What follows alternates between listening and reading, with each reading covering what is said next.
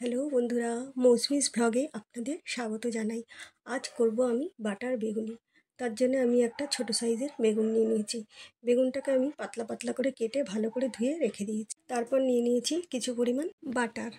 বাটারটাকে আমি একটা চামচের সাহায্যে টুকরো টুকরো করে কেটে নিলাম। ওর মধ্যে দিলাম আমি আদা আর লঙ্কা বাটা আর স্বাদ মতো নুন দিয়ে আমি চামচের সাহায্যে ভালো করে বাটারটাকে ফেটিয়ে নিলাম। এইবার আমি বেগুনগুলোর মধ্যে চামচের সাহায্যে বাটারটাকে বেগুনের দুপাশে ভালো করে লাগিয়ে নিলাম। এইভাবে আমি বাকি বেগুনগুলোতেও লাগিয়ে নিলাম। নিয়ে আমি সমস্ত বেগুনগুলোকে ফ্রিজের মধ্যে 30 মিনিটের জন্য রেখে দিলাম। এবার আমি ব্যাটারটা তৈরি করব। তার জন্য আমি নিয়ে নিয়েছি একটি পাত্র।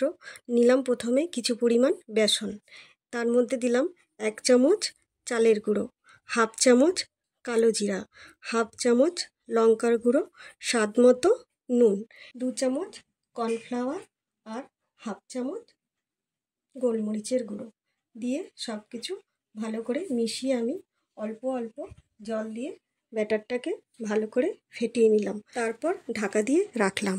কড়াইটা আমি গ্যাস ওভেনে বসিয়ে দিলাম। যেই গরম হলো ওর মধ্যে আমি কিছু পরিমাণ সাদা তেল দিলাম। তেলটা যেই গরম হলো আমি ব্যাটারটার মধ্যে আমি অল্প পরিমাণ তেল দিয়ে দিলাম। দিয়ে আমি আবার ভালো করে ফেটিয়ে নিলাম। আর ওর মধ্যে দিয়ে দিলাম হাফ চামচের কম খাবার সোডা দিয়ে ভালো করে ফেটিয়ে নিলাম। এবার আমি বেগুনগুলো ফ্রিজ থেকে বের করে নিয়েছি।